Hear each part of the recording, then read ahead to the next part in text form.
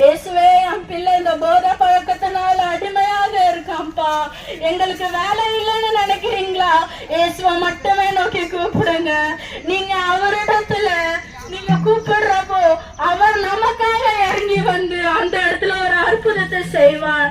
அவர் நமக்காக உங்களுடைய கூப்பிடுதலை கேட்டு அவர் இறங்கி வர தேவன், நம்மளுடைய குரல்களை கேட்டு இறங்கி வர தேவனுங்க. இயேசுவை மட்டுமே நீங்க கூப்பிடுங்க. இயேசுவே, எனக்கு வேலை இல்லை, என் குடும்பத்துல வேலை இல்லப்பா, நீங்க நல்ல ஒரு வேலையை கொடுங்க நீங்க சொல்லுங்க.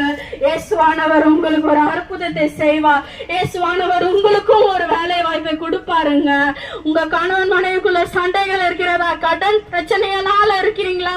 இயேசுவை மாத்திரமே நோக்கி கூப்பிடுங்க. அவர் உங்களுக்கு அந்த பிரச்சனைல இருந்து விடுதலை கொடுப்பாருங்க.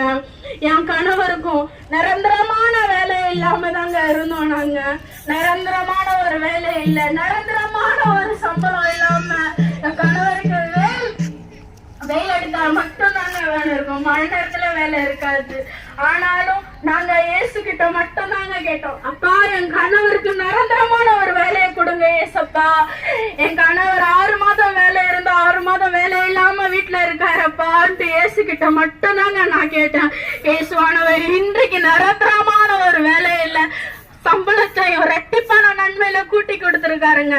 நீங்களும் இயேசுவை மாத்திரமே நோக்கி கூப்பிடுங்க. கவலையோட இருக்கீங்களா? பாரத்தோட இருக்கீங்களா? உங்க இருதயத்துல என்ன வழிகள் இருந்தாலும் நீங்க இயேசுவை மாத்திரமே கூப்பிடுங்க. அவர் ஒருவரை நம்ம கூப்பிடுதலை கேட்டு இறங்கி வந்து பதில் கொடுக்கிற தேவன். அவரை மாத்திரமே நீங்க நோக்கி கூப்பிடுங்க. அவரை மாத்திரமே நீங்க நோக்கி கூப்பிடுங்க. அருமையான சகோதர சகோதரிகளே, உங்க வீட்டுல பிள்ளைகள் வியாதினால அவதிப்பட்டு இருக்காங்களா? அந்த வியாதி சரியாகும்னா நீங்க இயேசுவை மட்டுமே நோக்கி கூப்பிடுங்க. மருத்துவர்கள் எல்லாம் கைவிடலாம், ஆனா இயேசு மாத்திரமே நம்மளுடைய கரங்களை பிடிக்கிற தேவன், நம்மளோட கூட இருக்கிற